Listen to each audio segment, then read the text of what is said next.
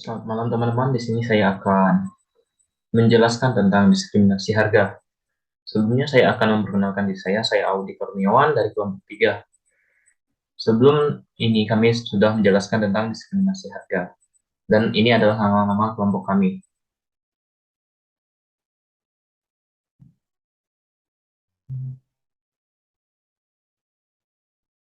Pengertian umumnya. Price discrimination atau diskriminasi harga adalah kebijakan di mana penjual membebankan harga berbeda untuk setiap pelanggan atau kelompok pelanggannya. Nah, diskriminasi harga ini terjadi hanya mungkin jika yang pertama penjual memiliki kekuatan pasar atau kekuatan monopoli. Yang kedua, penjual dapat mengidentifikasi pelanggan. Yang ketiga, pelanggan tidak dapat menjual kembali barang tersebut atau jika tidak dapat menjualnya akan mahal dan untuk melakukannya ada ketidaksempurnaan informasi di pasar.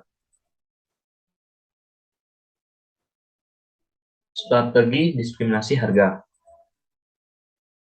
Strategi diskriminasi harga adalah strategi makroekonomi yang banyak sekali diterapkan oleh para produsen. Dalam diskriminasi harga ini, suatu produk dijual dengan harga yang berbeda dan pasar yang berbeda.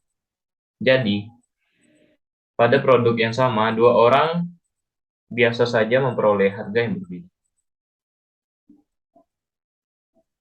Faktor penyebab terjadinya diskriminasi harga.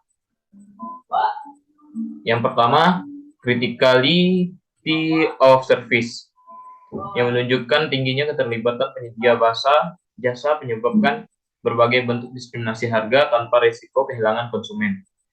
Yang kedua, custom of service. Dimensi kedua yang mempengaruhi diskriminasi harga adalah penentuan jasa ke dalam non-standar atau custom. Yang ketiga, karakteristik jasa, di mana sifat karakteristik jasa atau search experience atau credence base membentuk tingkat diferensiasi harga yang dapat dilaksanakan oleh perusahaan. Dan yang keempat, faktor ekstrinsik atau lingkungan sifat dari pasar yang dilayani. Sifat dari segmen pasar yang dilayani dihubungkan dengan elastisitas permintaan akan mempengaruhi penerapan diskriminasi harga. Yang kelima tentang tingkat persaingan, di mana tingkat persaingan dalam mengekspor bisa mempengaruhi besarnya harga di mana satu perusahaan dapat menetapkan diferensiasi harga.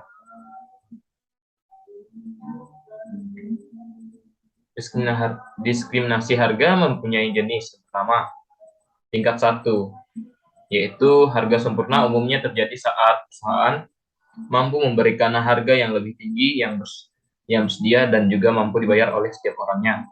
Yang kedua adalah diskriminasi harga tingkat 2, di mana pada jenis ini diskriminasi harga perusahaan akan menggunakan volume pembelian sebagai alat ukur ketersediaan dalam membeli.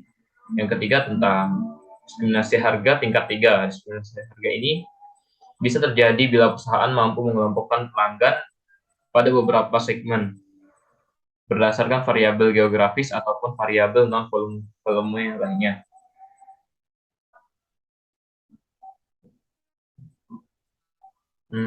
Syarat diskriminasi harga. Yang pertama, barang tidak dapat dipindahkan. Yang kedua, sifat barang atau jasa memungkinkan dilakukan diskriminasi harga. Yang ketiga, sifat permintaan dan elastis permintaan di setiap pasar harus berbeda. Yang keempat, kebijakan diskriminasi harga tidak memerlukan biaya yang melebihi tambahan keuntungan. Yang kelima, dapat mengeksploitasi beberapa sikap tidak rasional konsumen.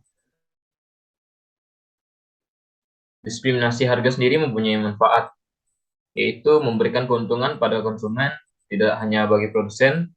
Diskriminasi harga juga menguntungkan bagi konsumen lainnya.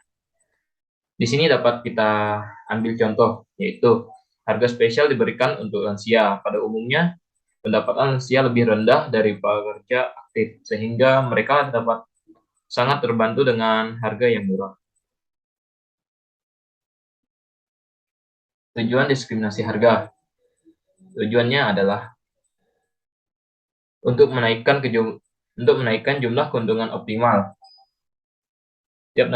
Satya Nagara Lubis menyebutkan Syarat yang menyebabkan diskriminasi harga yaitu barang tidak dapat dipindahkan dari satu pasar ke pasar lainnya sehingga barang atau jasa memungkinkan dilakukan diskriminasi harga. Keuntungan diskriminasi harga. Keuntungan diskriminasi harga sendiri ada 4. Yang pertama yaitu peningkatan pendapatan, yang kedua peningkatan layanan konsumen, yang ketiga memberikan keuntungan pada konsumen, dan keempat mengelola permintaan konsumen. Kerugian diskriminasi harga. Bisa dilihat di sini juga ada 4 untuk kerugiannya. Yang pertama, harga yang terlalu tinggi untuk beberapa orang. Yang kedua, surplus konsumen menurun. Yang ketiga, ketidakadilan bagi konsumen. Dan keempat, biaya administratif. Penerapan diskriminasi harga bagi lingkungan. Yang pertama, untuk lingkungan industri transportasi. Perbedaan harga ini didasarkan pada berbagai hal, seperti kelas, waktu berangkat, sampai dengan usia. Yang kedua, harga retail. Perbedaan harga di dalamnya hanya berdasarkan pada beberapa banyak jumlah produk yang dibeli oleh masyarakat di daerah tersebut. Dan yang ketiga, kupon. Memberikan kupon adalah cara produsen bisa membedakan konsumen mana yang lebih sensitif pada harga dan mana yang tidak. Yang keempat, tentang harga premium. Harga premium ya, yang ditetapkan pada suatu produk artinya produsen mengeluarkan biaya marginal yang lebih tinggi untuk produk tersebut daripada produk lainnya. Tentang keberhasilan diskriminasi. Di sini dikatakan, diskriminasi berhasil ketika perusahaan dapat mencegah pengiriman barang dari pasar yang lebih murah ke pasar yang lebih mahal, atau hindari penjualan kembali dari produk individu yang membeli lebih murah ke individu yang membeli lebih mahal. Dalam hal ini, biaya transportasi sangat penting. Infographic style.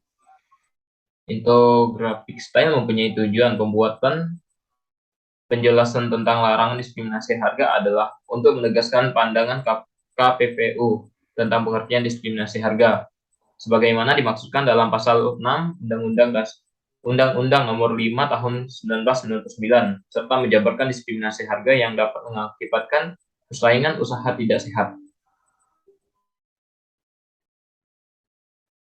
Sekian dari presentasi saya, terima kasih.